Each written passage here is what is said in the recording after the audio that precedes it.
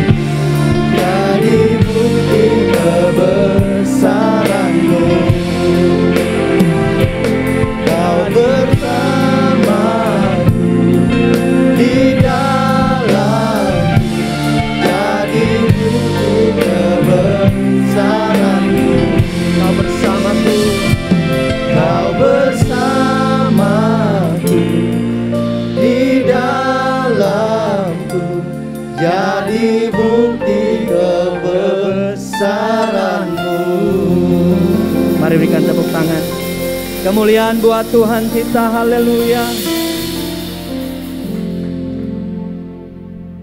Kami ada hari ini membuktikan bahwa Engkau Tuhan yang besar. Terima kasih buat anugerah-Mu.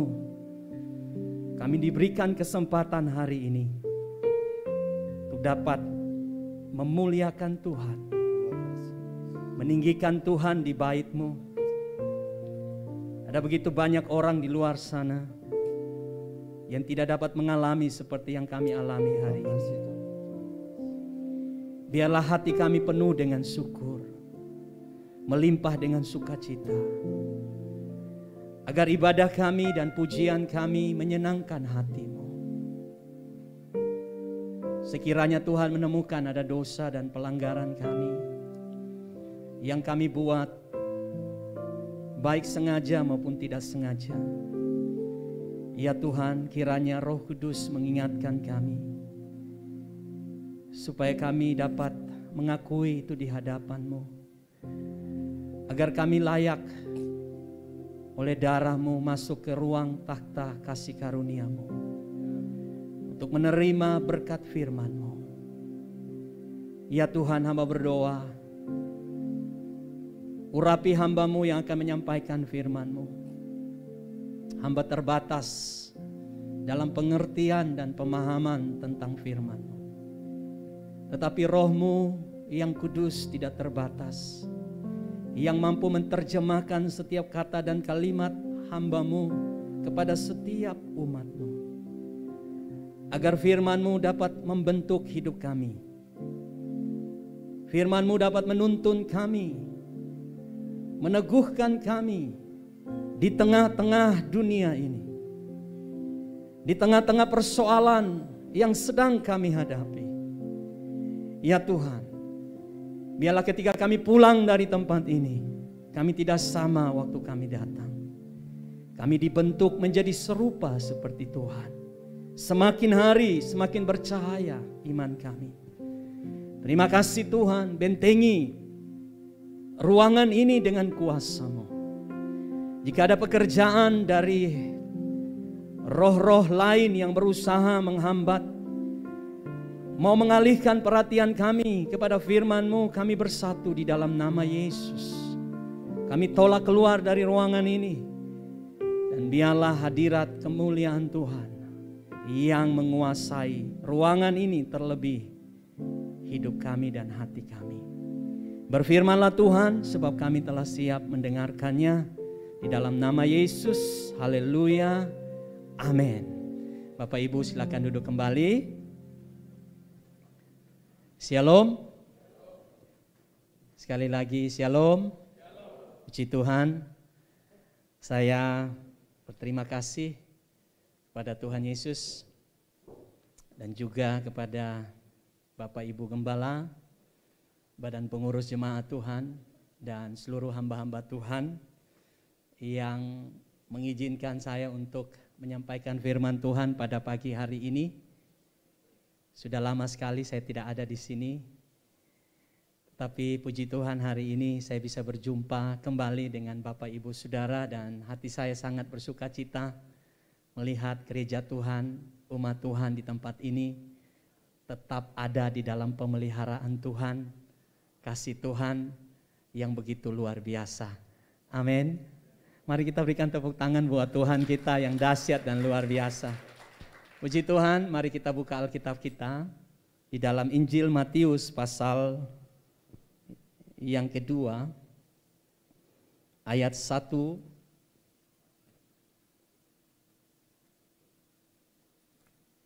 hingga ayat yang ke-12. Injil Matius pasal yang kedua, ayat 1 hingga ayat yang ke-12. Saya akan membacakannya buat kita semua. Bapak Ibu bisa memperhatikannya di Alkitab masing-masing. Atau kalau ada slide di depan, Bapak Ibu bisa melihatnya. Sesudah Yesus dilahirkan di Bethlehem di tanah Yudea pada zaman Raja Herodes, datanglah orang-orang Majus dari timur ke Yerusalem dan bertanya-tanya, di manakah dia, raja orang Yahudi yang baru dilahirkan itu?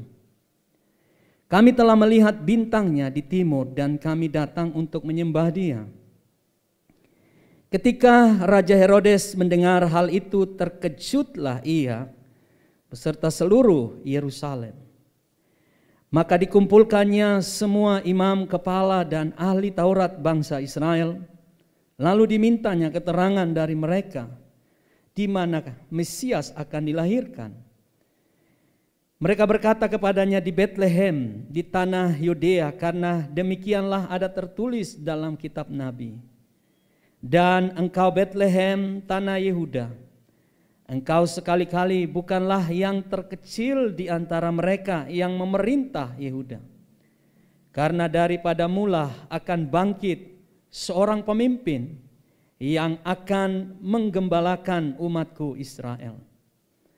Lalu dengan diam-diam Herodes manggil orang-orang Majus itu dan dengan teliti bertanya kepada mereka bila mana bintang itu nampak. Kemudian ia menyuruh mereka ke Bethlehem, katanya, pergi dan selidikilah dengan seksama hal-hal mengenai anak itu, dan segera sesudah kamu menemukan dia, kabarkanlah kepadaku supaya aku pun datang menyembah dia. Setelah mendengar kata-kata raja itu, berangkatlah mereka, dan lihatlah, bintang yang mereka lihat di timur itu mendahului mereka hingga tiba dan berhenti di atas tempat di mana anak itu berada. Ketika mereka melihat bintang itu, sangat bersukacitalah mereka. Maka masuklah mereka ke dalam rumah itu dan melihat anak itu bersama Maria, ibunya.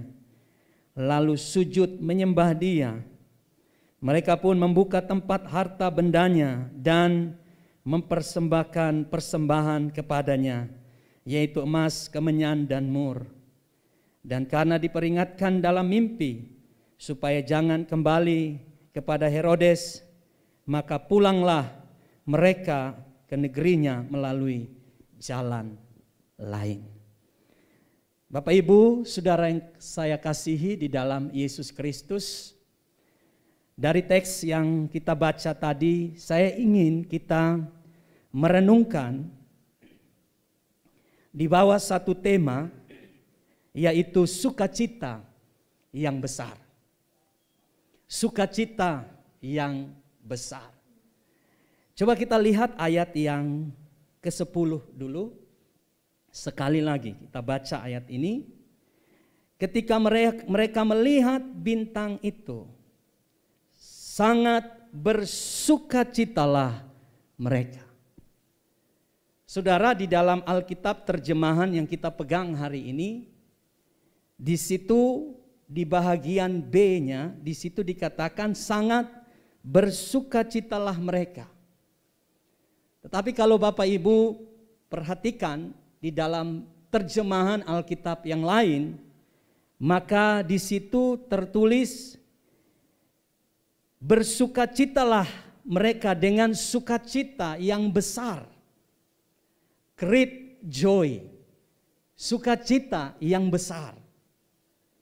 Dan hari ini saudara, saya ingin kita dapat melihat bahagian firman Tuhan ini, supaya kita juga mengalami sukacita yang sama, yaitu sukacita yang besar yang Tuhan sediakan buat kita, yang telah dialami oleh para majusi yang datang berjumpa dengan Yesus pada waktu Natal.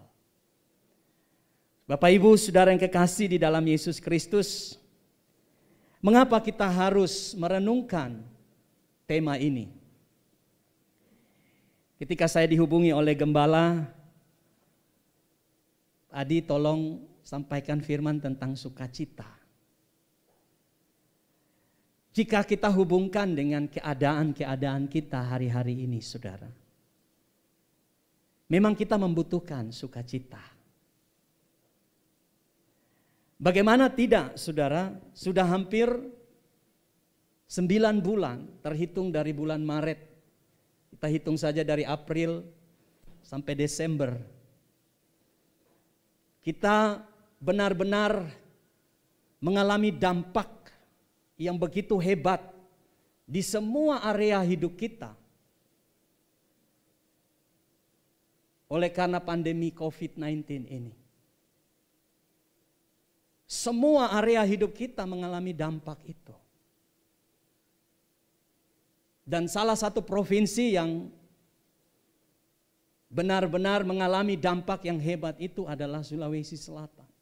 Dan sampai hari ini Bapak Ibu Saudara, saya terus mengikuti perkembangan penyebaran COVID di provinsi ini.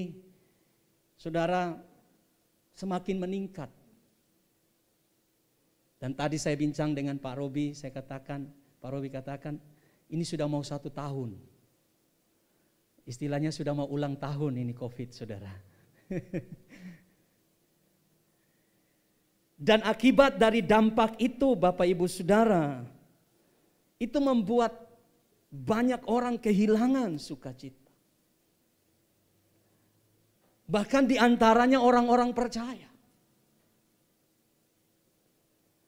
Nah, untuk itu Bapak Ibu Saudara, mari kita kembali melihat peristiwa Natal, dan kita akan melihat bagaimana sukacita yang besar yang dialami oleh para majusi itu juga hari ini.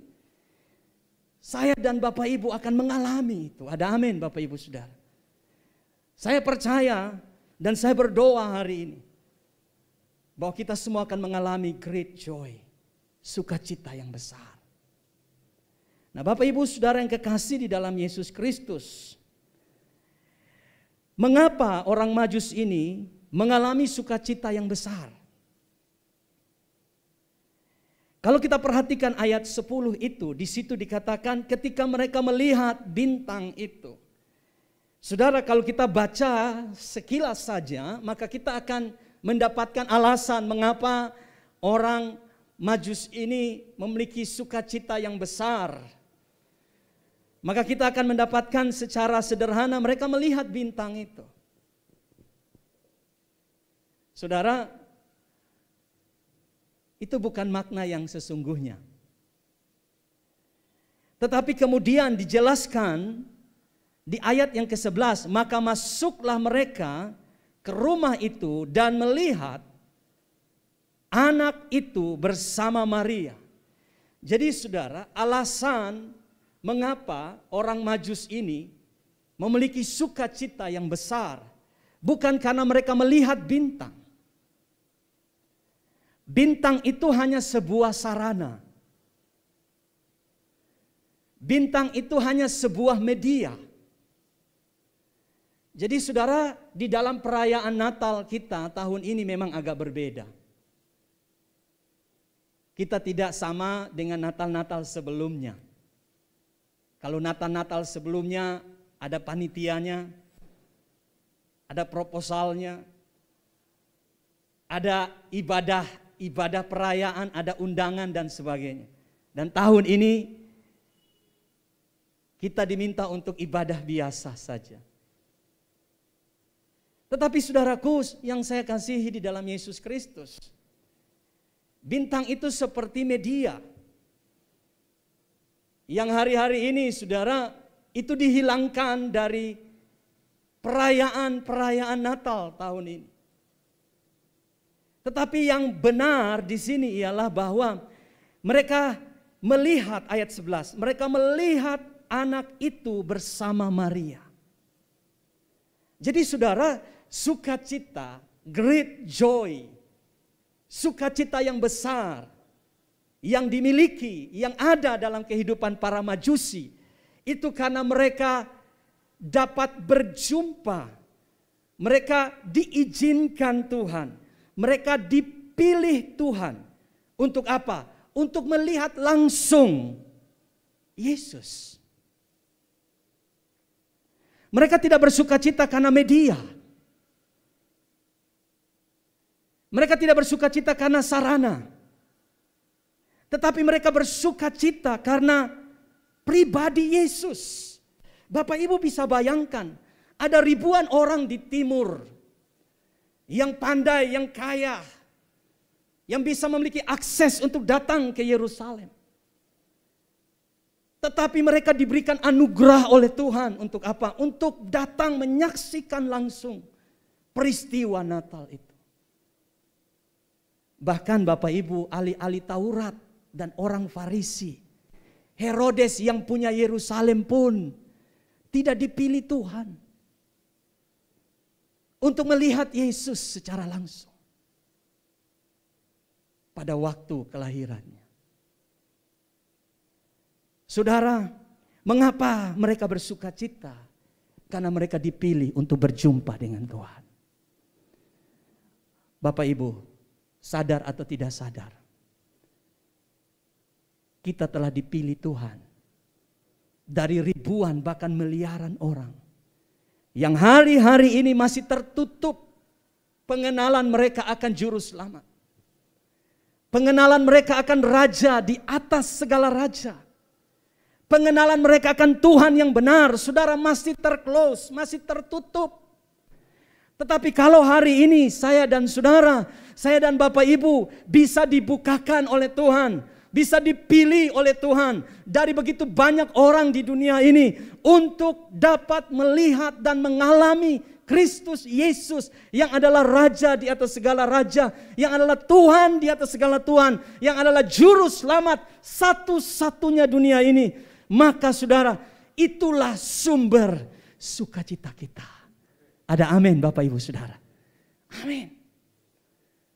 Sumber sukacita kita bukan karena kita memiliki segala sesuatu yang saya katakan sarana tadi. Orang bisa bersukacita karena dia naik jabatan. Orang bersukacita karena dia punya sesuatu yang baru.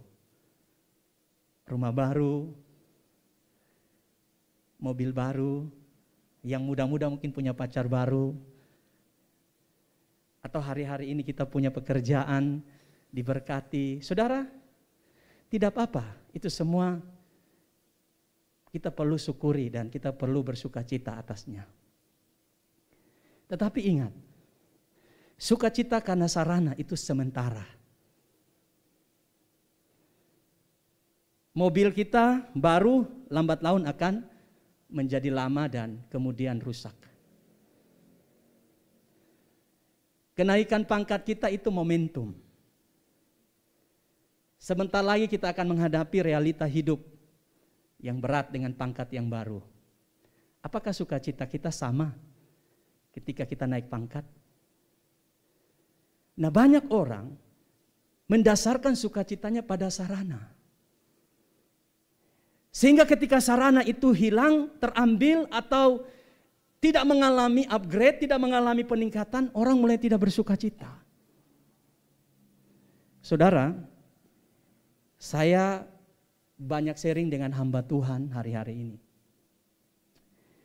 Dan akibat COVID ini banyak dari mereka yang berkata, Pak Pendeta, hampir-hampir iman kami gugur.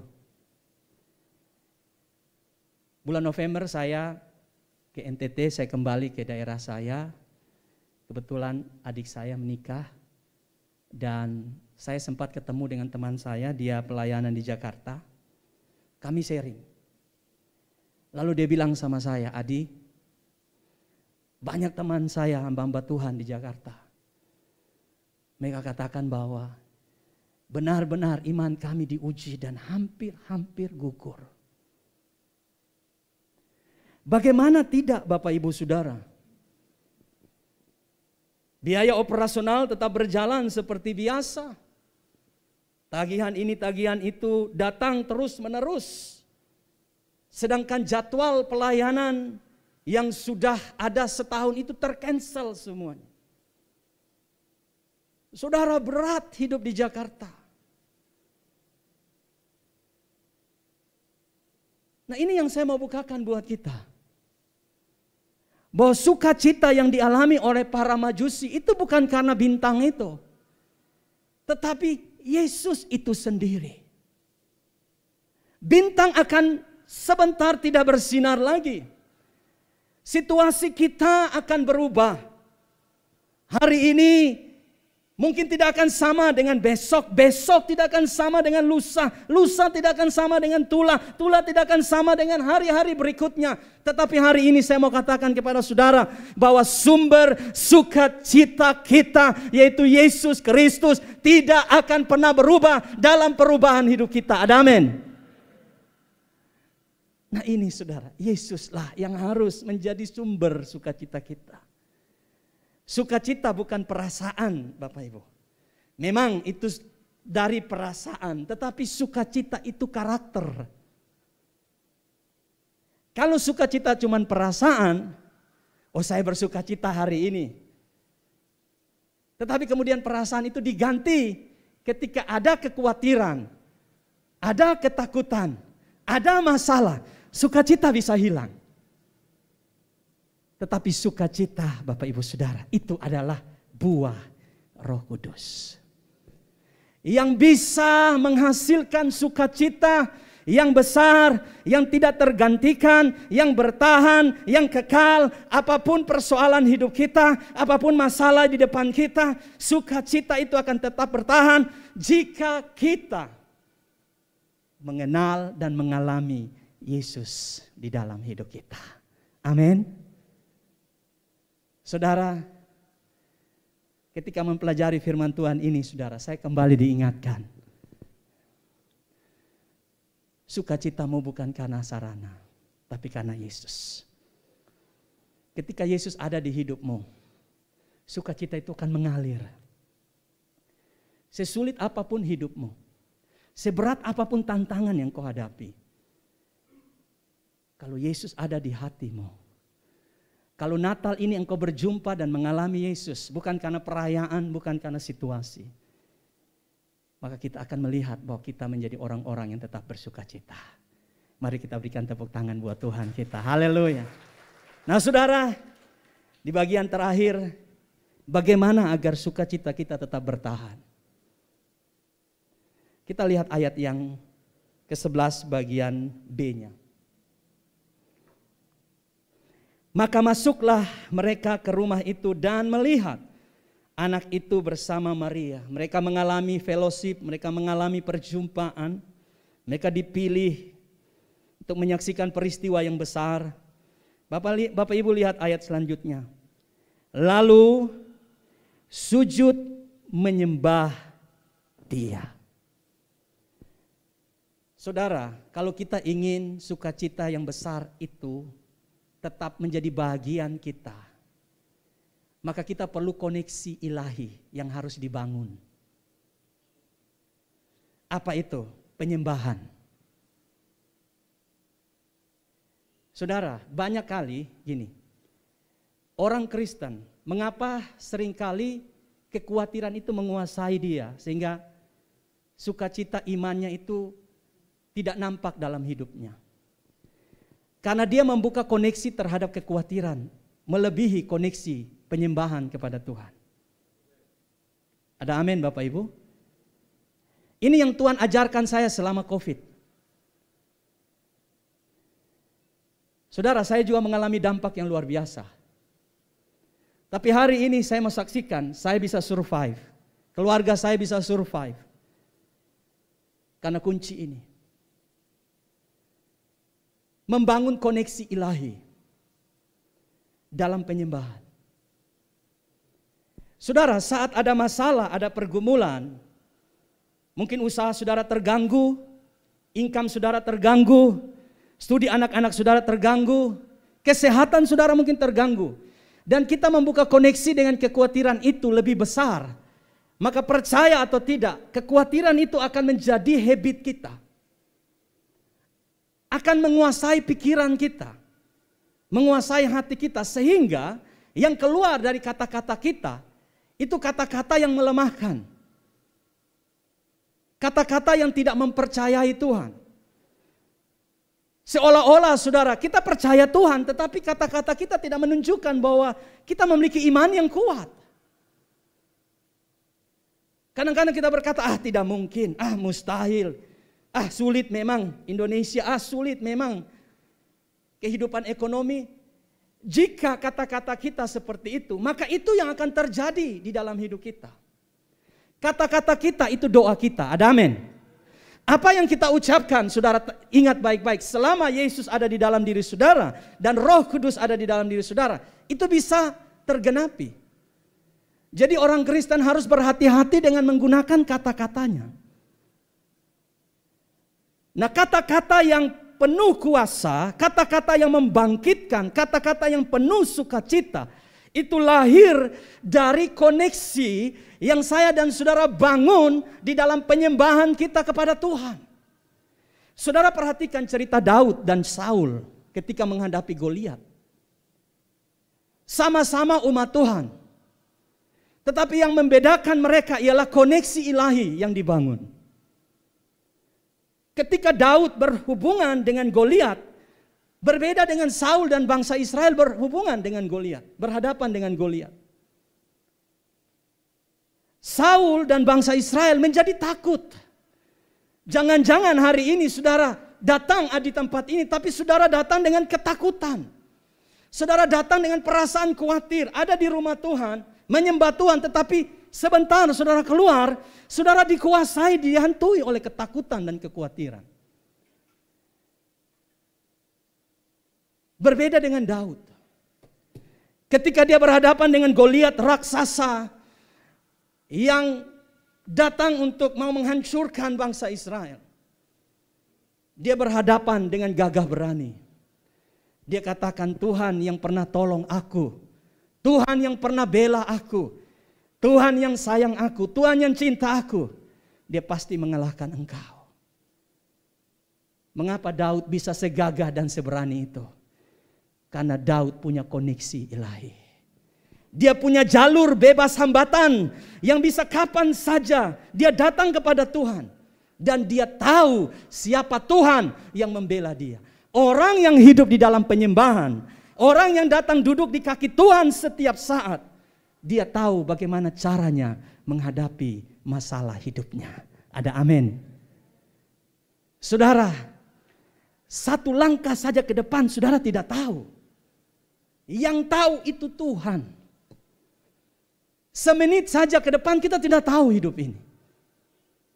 Beberapa teman saya, saudara, kena COVID. Dan hari ini mereka sudah di surga. Padahal kelihatan sehat. Kita tidak tahu, saudara. Tetapi ketika kita membangun koneksi ilahi dalam penyembahan, kita sedang memastikan bahwa Tuhan, aku percaya hidupku kepadamu. Aku serahkan perjalanan keluargaku, usaha bisnisku, kesehatanku, incomeku, keuanganku di dalam tanganmu. Yang aku tahu, aku hanya duduk menyembah Tuhan Allah yang hidup. Dan aku percaya bahwa dalam penyembahan ada proteksi ilahi, ada perlindungan ilahi. Dan aku percaya segala musuhku akan dijauhkan oleh Tuhan. Walau 1000 lebah di samping kiriku, 10.000 di samping kananku, aku tetap beria-ria karena Tuhan membela aku. Ada amin, saudara. Luar biasa.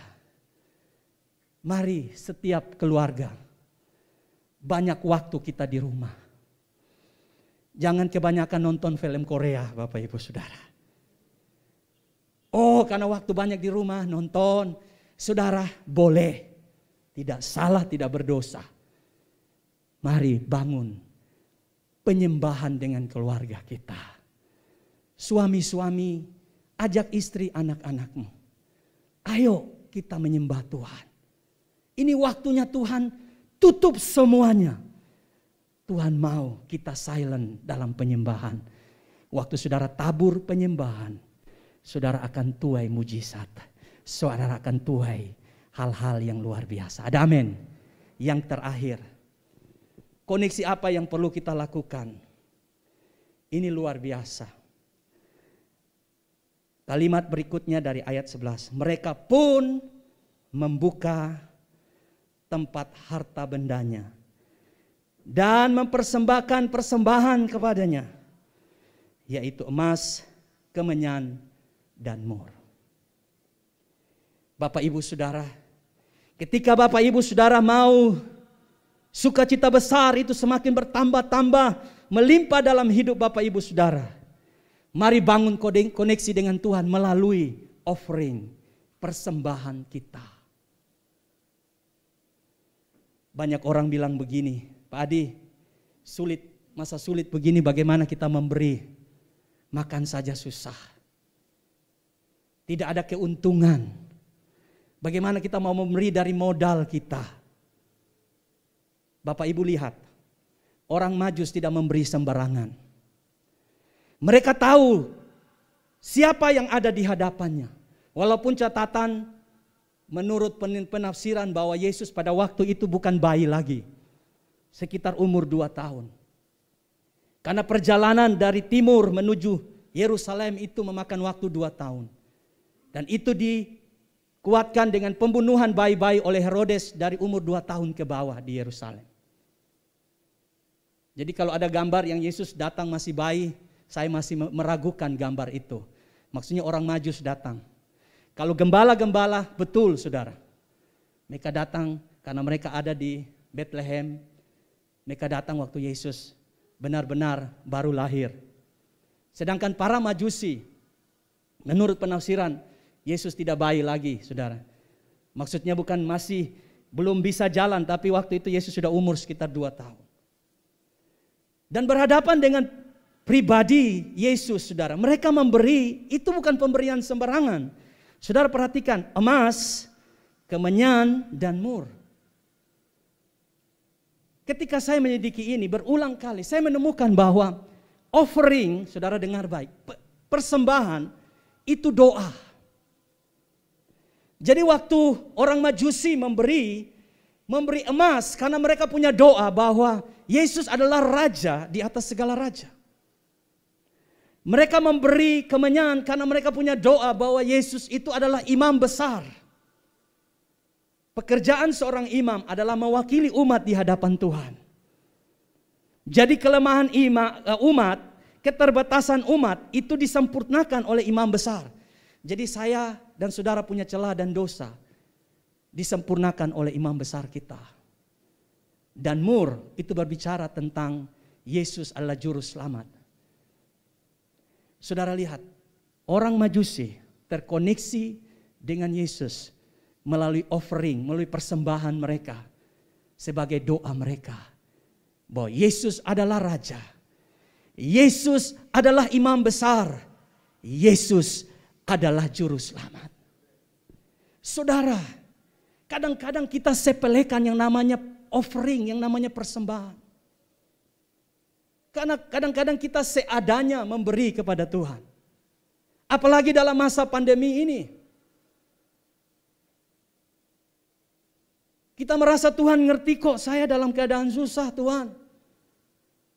Mungkin saudara bilang, oh para Majusi kan orang kaya dari timur. Para astronomi orang pintar, mereka punya seperti emas semuanya dan mereka mampu memberi. Bagaimana saya, saudara? Offering itu adalah doa saudara kepada Tuhan. Orang yang memberi tidak akan pernah kekurangan sukacita. Ada amin. Semakin saudara kancing, semakin saudara tutup, saudara juga akan kehilangan sukacita. Percaya saudara. Justru di dalam pandemi ini saudara, saya banyak nasihati orang-orang. Saya bilang justru di dalam pandemi ini, saudara kita membuktikan bahwa doa kita melalui persembahan kita yang terbaik untuk Tuhan. Ada amin. Itu doa. Ketika saudara memasukkan persembahan, saudara sedang berdoa. Tuhan, Engkau Raja. Terima kasih, Engkau Raja saya. Tuhan, terima kasih Engkau imam besar saya. Engkau menjadi pengantara buat saya dengan Bapa. Tuhan terima kasih Engkau sudah jadi juru selamat. Jadi persembahan itu beri yang terbaik bagi Tuhan. Ada amin.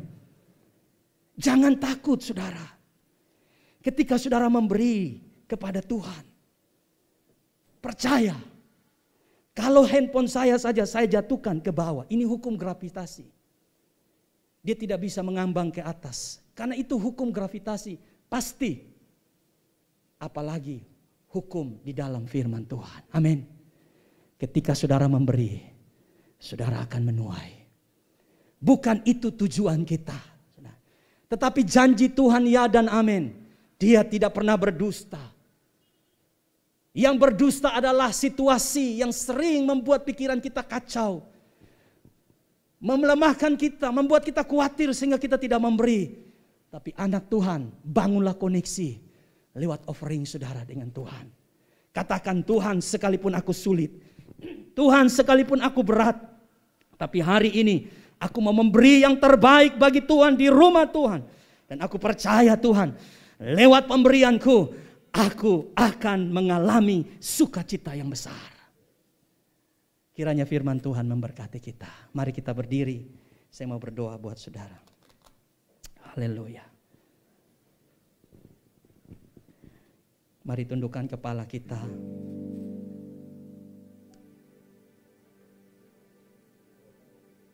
Biarkan kasih Tuhan turun atas saudara pagi ini. Natal bukan soal sarana. Kalau tahun ini kita Natal yang biasa, perayaan yang berbeda dengan tahun sebelumnya, pastikan bahwa makna Natal itu tidak hilang dari hidup kita. Mari alami perjumpaan dengan Dia. Engkau dipilih dari ribuan bahkan miliaran orang untuk mengalami Yesus. Bangunlah koneksi ilahi dengan Tuhan. Bawalah dirimu dan keluargamu menyembah Tuhan. Dalam situasi yang sulit bukan engkau jauh dari Tuhan. Mendekatlah kepada Tuhan. Ini waktu perkenanan Tuhan. Sebab ada waktu di mana kita tidak lagi diperkenankan berjumpa dengan Tuhan. Ketika anugerah itu sudah diangkat dari hidup kita. Bangunlah koneksi melalui doa yang Engkau lakukan melalui persembahan-Mu. Jangan takut memberi. Jangan turunkan standar memberi-Mu. Tetaplah memberi yang terbaik buat Tuhan, sebab itu doamu kepada Tuhan. Percaya ketika engkau memberi, sukacita tidak akan pernah berhenti mengalir dalam hidupmu. Oh haleluya. Biarkan engkau mengalami Tuhan hari ini. Dia ada di sini. Jika engkau sedang terkoneksi dengan ketakutan, kekhawatiran, kebimbangan, hari esokmu, bisnismu, keluargamu, anak-anakmu, keuanganmu, kesehatanmu, tutup itu. Katakan, Tuhan, aku punya Tuhan yang besar. Aku punya Raja di atas segala raja yang mampu menghentikan COVID ini. Aku punya Tuhan yang mampu memproteksi hidupku. Oh haleluya. Mari kita sebentar saja angkat dua tangan kita sembah Tuhan. Oh, mari buka suaramu, katakan, Tuhan, biarlah aku mengalami sukacita seperti para majusi. Aku mau berjumpa dan mengalami Tuhan. Aku mau menyembah Tuhan. Aku mau memberi yang terbaik buat Tuhan. Mari buka suaramu, sembah Dia. Oh.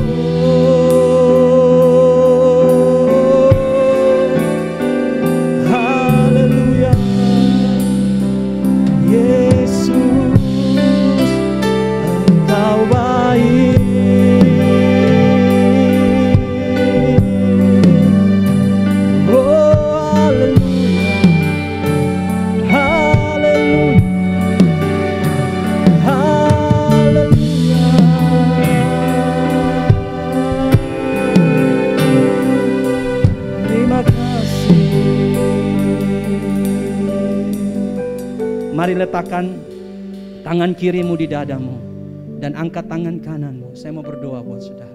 Bapa, Engkau lihat penyerahan yang sungguh dari umat-Mu. Engkau lebih mengetahui pergumulan mereka. Hari ini hamba berdoa, biarlah Yesus semakin besar dalam hidup mereka. Mereka mengalami Tuhan, berjumpa dengan Tuhan. Izinkan Tuhan mereka dapat melihat Engkau, memandang Engkau. Dan biarlah hari ini akan ada worshiper, penyembah benar yang Engkau temukan di gereja ini, yang sungguh mencari Tuhan, yang sungguh memprioritaskan Tuhan. Dan Bapa, biarkan hati kami penuh kemurahan di dalam memberi. Dan hamba berdoa hari ini, apapun pergumulan umat-Mu, di dalam nama Yesus, apapun pergumulan mereka, yang sakit Tuhan sembuhkan, yang lemah Tuhan kuatkan, pergumulan keluarga, rumah tangga Tuhan pulihkan. Dalam nama Yesus pemulihan terjadi. Usaha bisnis yang terhambat, tertutup, bahkan hari ini tidak berjalan, hamba berdoa dalam nama Yesus terbuka. Dalam nama Yesus bangkit. Dalam nama Yesus berjalan kembali. Tuhan sediakan yang terbaik buat umat-Mu. Dalam nama Yesus, biar itu terjadi atas umat-Mu.